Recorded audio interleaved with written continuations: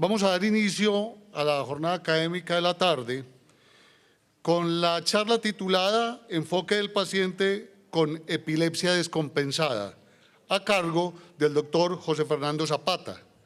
El doctor José Fernando Zapata es médico de la Universidad de Antioquia, doctor en Ciencias Médicas de la Universidad Pontificia Bolivariana, residente en Neurología Clínica de segundo año de la Universidad CES, Instituto Neurológico de Colombia. Doctor José Fernando, bienvenido. Bueno, buenas tardes. Quiero hacer una pequeña aclaración. Yo, si Dios quiere y la vida lo permite, en diciembre me graduaré de doctor. Por el momento sigo siendo candidato a doctor. Hoy les vengo a hablar sobre un tema interesante para la consulta médica y general y neurológica de este tipo de patología en relación con la descompensación de la epilepsia. Antes que nada, debemos de aclarar que la epilepsia es una enfermedad con alta prevalencia a nivel mundial. Haga de cuenta que tenemos la población colombiana casi de pacientes con epilepsia. Estos datos de la OMS están como desde hace más de una década, más o menos esa cantidad de población, y se localizan los pacientes con epilepsia más o menos en el trópico, en África y acá en Latinoamérica y en Asia también. De ese porcentaje, de toda esa cantidad de pacientes con epilepsia, aproximadamente el 25% padecen, no tienen efectos adversos relacionados con los medicamentos anticonvulsivos. Y una tercera parte más o menos de los pacientes con epilepsia tienen resistencia a los fármacos, en general conocido como farmacoresistencia.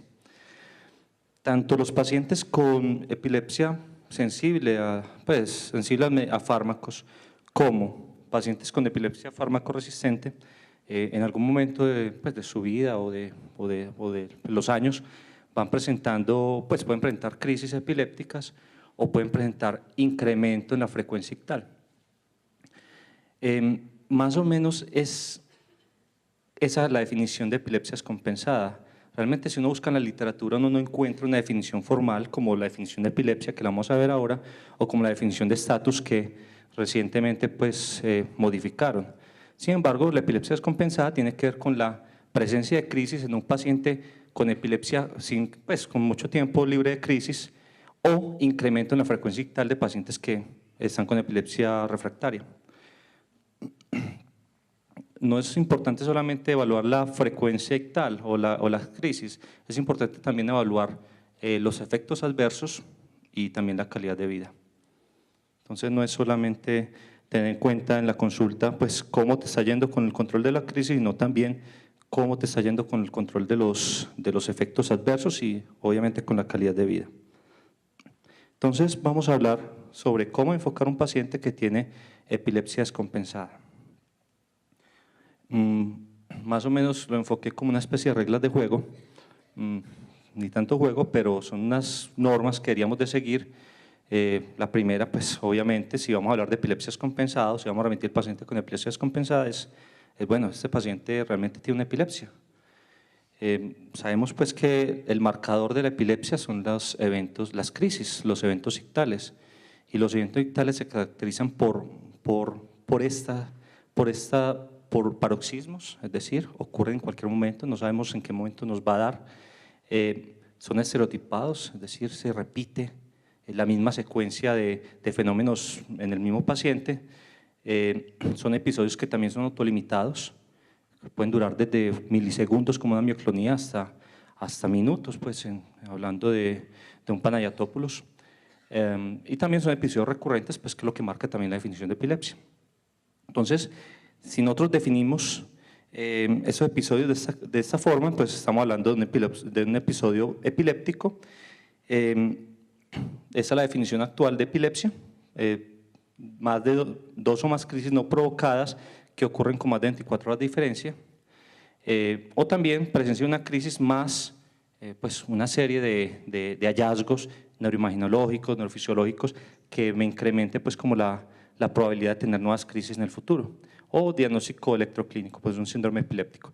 De todas maneras, en ocasiones no es tan fácil uno identificar la epilepsia porque también hay fenómenos que pueden simular episodios epilépticos, como el síncope, migraña basilar, trastorno de movimiento, como ahora el doctor José Mauricio nos habló, vértigos, trastornos del sueño muy frecuentes como diagnósticos diferenciales de epilepsia, enfermedad cerebrovascular, enfermedades psiquiátricas, sí que es importante también establecer esa diferencia, y esclerosis múltiple. Entonces,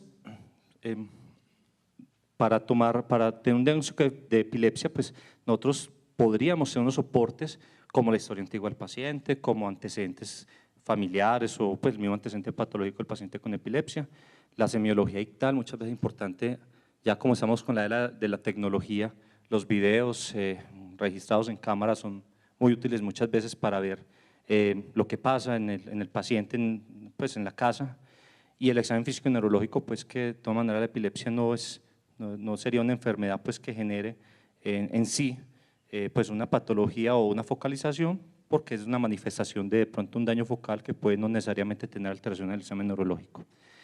Nos podemos apoyar con electroencefalografía, con neuroimágenes, como la resonancia, imagen por resonancia magnética cerebral, videomonitoreo ya pues cuando queremos aclarar un poco esos episodios, y también concepto pues del especialista que lo está tratando, neurólogo o epileptólogo. De todas maneras, a pesar de uno decir que está apoyándose de estas herramientas, es importante saber que la epilepsia es un diagnóstico clínico y está en la definición. Y si nosotros tenemos una alta sospecha clínica, debemos como tal hacer el diagnóstico de epilepsia. La segunda regla es definir si este episodio se trata de una epilepsia descompensada. Ya sabemos que el marcador de la epilepsia descompensada, si bien no tiene una definición clara, como lo dije ahora, es la frecuencia ictal, las crisis. Entonces, ¿por qué es importante uno definir si estamos ante un paciente con epilepsia descompensada?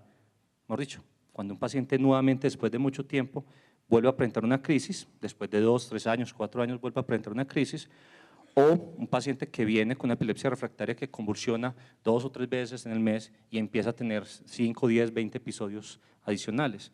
¿Por qué? Porque es que eso genera una pérdida del control de crisis, de las capacidades de independencia de la persona, al paciente que padece la epilepsia, ya empieza a perder las capacidades previamente adquiridas de la independencia, obviamente dificultades en el empleo, en algunos países, pérdida de la licencia de conducción, la estigmatización que por siglos ha tenido la epilepsia, también la pérdida de confidencia, el riesgo de daño, hospitalización, riesgo de muerte. Sabemos que un paciente con epilepsia, el riesgo relativo de fallecer con respecto a la población general es 1.6, 1.8, pongamos el doble de la población general, y también pues, el riesgo de daño es más o menos de 2 a 3 LRR, y evidentemente aumentos del costo al sistema de salud.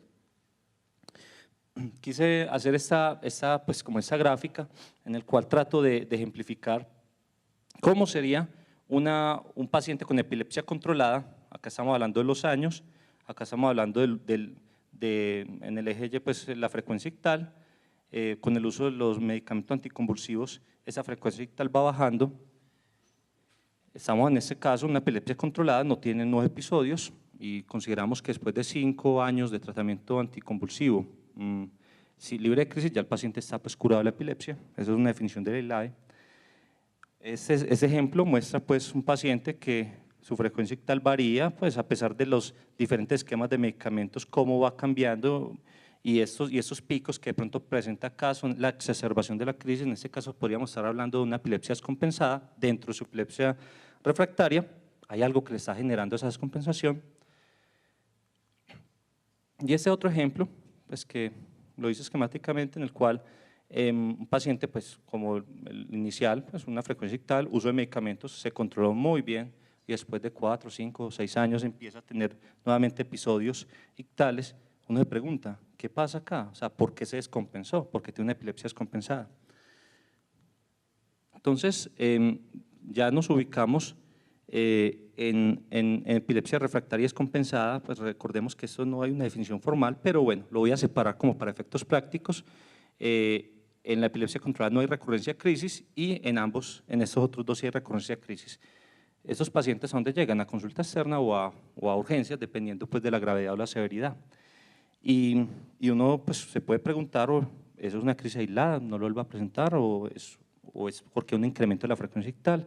¿Y hasta qué punto ese incremento de la frecuencia ictal realmente se traduce en un estatus? Muchas veces nos queda difícil diferenciar el paciente que empieza a presentar 10, 15, 20 crisis en el día y eso es un estatus o no un estatus, ¿cierto? Hablando de definiciones. Entonces, nuevamente el cuadrito. Bueno, no sé qué pasó acá, pero bueno. Lo hice en Windows, entonces no sé, acá esto es un Mac. Entonces, si hablamos de estado epiléptico, obviamente ahorita la doctora Adriana Goicoechea va a hablar sobre estado epiléptico, pero yo solamente quiero mostrar el estado epiléptico como una de las causas, o una de las consecuencias de la descompensación de la epilepsia. Lo que es la definición de episodio autolimitado, que es una crisis, se pierde, o sea, dura más de 5 minutos o más, o dependiendo de la nueva definición de estatus, tiene otro tipo de duración. Eso es acá es un delta, o sea, un cambio en la frecuencia de las crisis, o sea, que ya los episodios empiezan a ser frecuentes, recurrentes. Ya lo hablé pues sobre el tiempo, más de 5 minutos, y aumenta esa frecuencia de recurrencia. Cuando estamos hablando de que no hay recuperación entre crisis, pues ya estamos hablando de estatus. Ahorita la doctora habla sobre la nueva definición relacionada sobre todo con 2 tiempos y el riesgo de las secuelas. Otra regla es, además de definir la epilepsia, además de definir pues, la descompensación, es buscar la etiología, pues qué está pasando en el paciente que previamente está controlado y ahorita está pues convulsionando o con alguna crisis. Las causas son múltiples, pero todas se resumen en disminución del umbral convulsivo. Es un concepto teórico, hipotético pues, pero tiene que ver con muchos factores físicos, ambientales, emocionales, farmacológicos.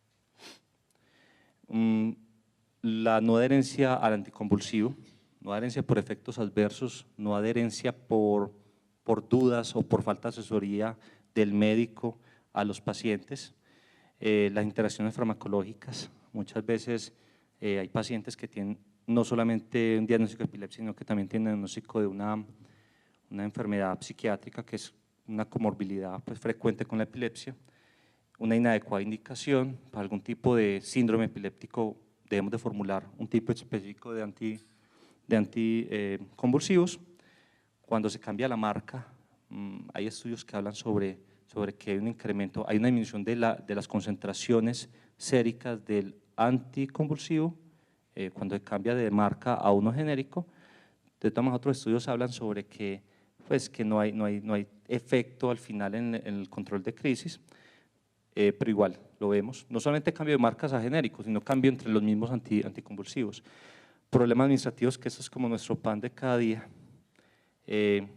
Otros factores asociados como el inicio de una infección, el paciente se estresa y puede convulsionar por eso, no es que esté haciendo.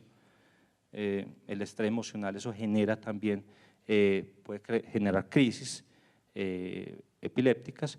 La privación del sueño, que es uno de los factores desencadenantes de la epilepsia, el consumo de licor para algunos tipos de epilepsia, el uso de sustancias psicoactivas, alteraciones en el sodio, en la glucosa. Por eso es que en otros es importante, dependiendo del caso, pues hacer, si estamos en urgencias, valorar un dextrometer. Creo que ya en 2 o 3 presentaciones previas hemos hablado de la necesidad en urgencias de utilizar un dextrometer, que es algo que deberíamos hacer en todo paciente prácticamente que nos llega a urgencias, y también pues evaluar la parte del trastorno hidroelectrolítico, luces de discoteca, de videojuegos, y también pues algunas pacientes que se le incrementa la crisis con un ciclo menstrual.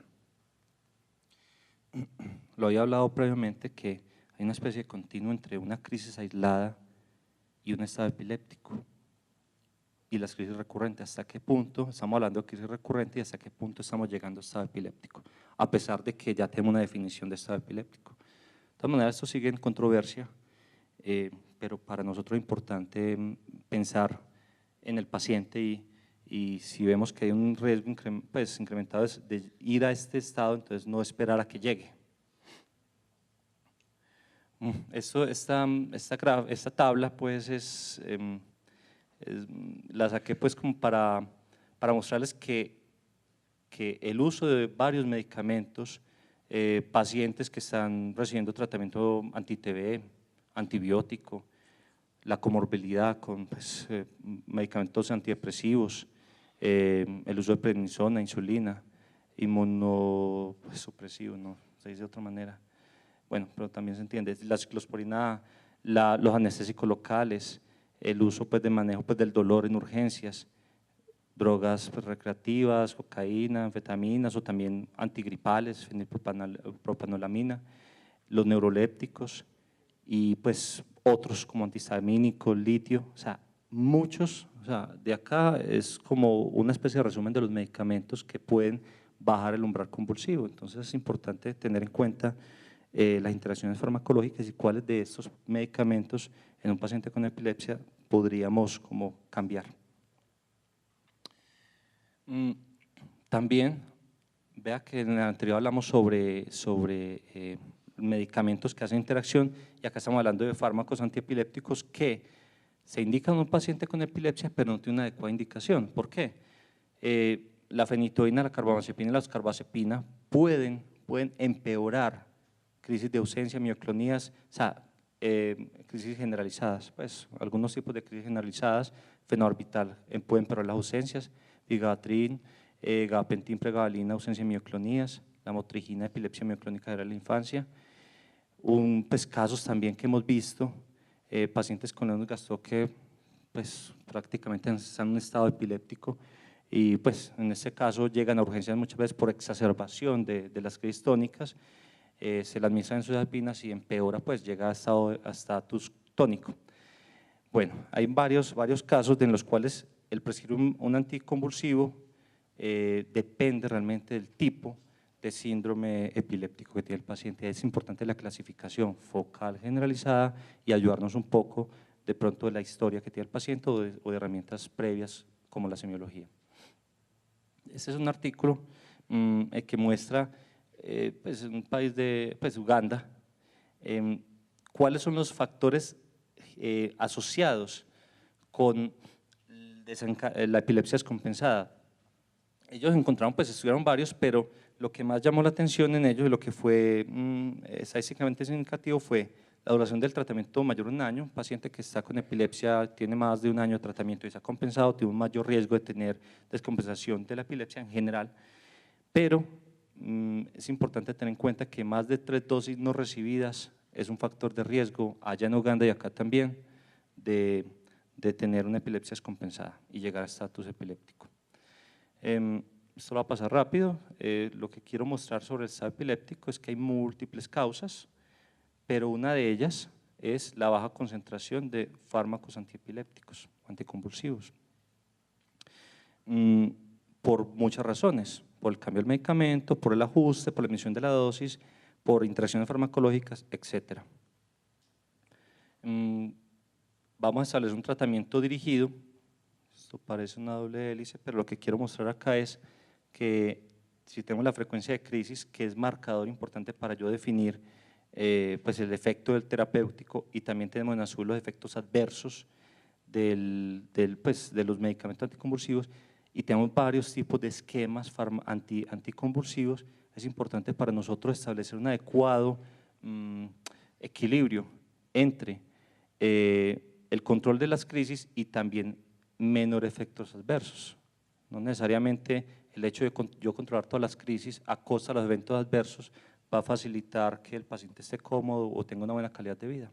Entonces debemos de minimizar, pues debemos de tener una especie de función costo, pues minimizando estas variables. Rápidamente acá muestro que tenemos de forma general 2 tipos de fármacos anticonvulsivos: los antiguos, los que conocemos, los más asequibles, carbamazepina, fenobarbital, fenitoína, valproico, y tenemos unos nuevos, gabapentina, lamotrigina, letrozida, pues que ya tenemos también en nuestro post. Tienen diferentes indicaciones, de ahí que es importante para nosotros. Los nuevos casi siempre tienen una indicación de un más estrecho margen, pero también pueden servir para algunas crisis generalizadas. Mientras que los antiguos pues tienen un efecto más sobre crisis, epilepsias generalizadas. Esta diapositiva muestra que estos antiguos, carbamazepina, fenitoína, valproato, pueden generar efecto en los niveles de varios medicamentos anticonvulsivos cuando se administra simultáneo, pero la gabapentina y la levetiracetam, todos los nuevos, pueden no tener o no tienen efecto en aditivos sobre los antiguos, pues, cuando hacen una terapia pues, con 2 fármacos o más. Entonces, una de las ventajas de los fármacos anticonvulsivos nuevos no es tanto la efectividad, porque lo logramos con los fármacos anticonvulsivos antiguos, sino que tiene que ver con los efectos adversos y las interacciones farmacológicas. Tener en cuenta en mujeres, tratar de evitar fármacos que no tengan, pues, que tengan metabolismo hepático y que tengan menor riesgo de teratogenicidad. Hay muchos estudios, pero no son estudios controlados, tratando de buscar cuál es el fármaco ideal para las mujeres en edad reproductiva. En términos generales lo que dicen es, bueno, trata de, si vas a planear el embarazo, trata de evitar el ácido valproico y todos esos fármacos que tienen metabolismo hepático, sobre todo el ácido valproico, que además de eso tiene mayor riesgo de teratogenicidad, utilice ácido fólico, pero cuando la mujer, como suele suceder acá en Colombia, ya está en embarazo y tiene pues su epilepsia y está recibiendo algún fármaco antiepiléptico, la recomendación es no cambiarlo durante el embarazo, monitorizar los niveles de algunos fármacos antiepilépticos, tampoco adicionar un segundo fármaco, tratar de mantener la menor dosis posible que controle las crisis del fármaco antiepiléptico y hacer pues una vigilancia pues bueno. Los adultos mayores tratar de evitar, es mejor utilizar los nuevos fármacos antiepilépticos y aquellos que no tengan tanto efecto sedante. En la población pediátrica es importante tener pues pendiente el síndrome dependiente de los síndromes epilépticos. Bueno, finalmente, además de detectar la fuente desencadenante de la epilepsia, de las crisis adicionales en la epilepsia, es importante, una vez yo he identificado y tratado la causa, vamos a realizar una especie de tratamiento y prevención. Debemos de garantizar el acceso y adquisición de anticonvulsivos ambulatorios. Muchas veces nos empezamos a mandar algunos tipos de fármacos que requieren mucho tipo de trámite administrativo, sin antes haber ensayado otro tipo de fármacos más asequibles. Eso se da pues no solamente en epilepsia, sino en otras especialidades. Hay que educar mucho al paciente acerca del manejo y riesgos de los fármacos, explicarle cuáles son los mayores efectos adversos que puede presentar para que el paciente sea más adherente y entienda pues que esto puede generarse. Tratar de evitar el uso de polifarmacia por todas las razones que hemos hablado. Y también, si de pronto es un paciente que se nos sale de las manos en la consulta médica general, está con una epilepsia refractaria, está muy descompensado, está en riesgo de estatus convulsivo, pues hay que remitirlo a un centro de mayor complejidad. Concluimos pues que la epilepsia descompensada tiene alta carga de morbilidad, mortalidad y costos del sistema de salud, múltiples etiologías, hay que hacer un manejo dirigido a la etiología. Sabemos que la etiología principal es realmente todo lo relacionado con los fármacos antiepilépticos, anticonvulsivos. Los medicamentos anticonvulsivos son la principal causa y hay que hacer claramente un adecuado diagnóstico de síndrome epiléptico. No necesariamente tiene que ser pues que todos los pacientes los mandemos a un estudio pues completo, pero sí al menos ayudarnos un poco en la semiología y de pronto de un amigo. Hay que hacer una adecuada selección del antiepiléptico por eficacia, disponibilidad, perfil de efectos adversos, interacciones y la costo-efectividad. Bueno, yo les agradezco mucho.